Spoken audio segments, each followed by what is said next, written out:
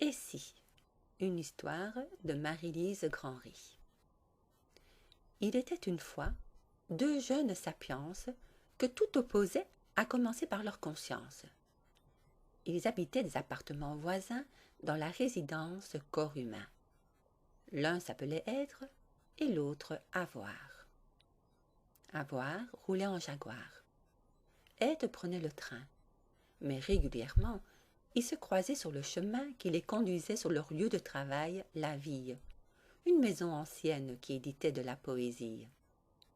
Ils ne fréquentaient pas les mêmes endroits et n'avaient aucun ami en commun de surcroît.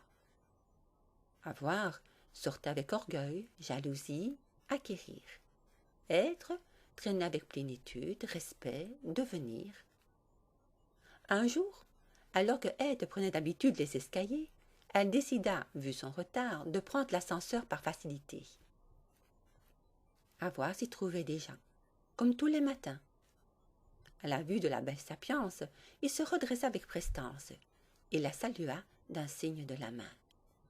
Les portes fermées, ils n'eurent pas le temps de prononcer des mots sans grande ingéniosité quand un son tonitruant leur perça leur tympan annonçant une panne d'électricité.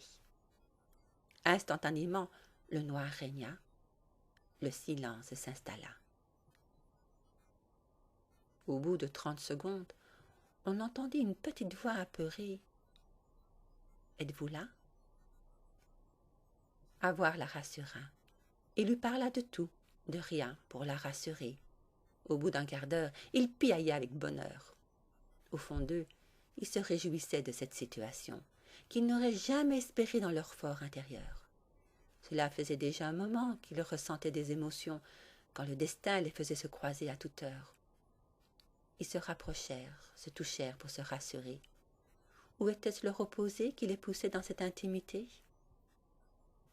À l'extérieur, des personnes travaillaient à les libérer, alors qu'ils ne souhaitaient qu'à la prolongation de ces heures inespérées qui faisaient croître leur émotion. Le baiser qui s'ensuivit les surprit. Être qui était moins audacieuse avait peur des conséquences de leur amour naissant sur leurs amis et parents.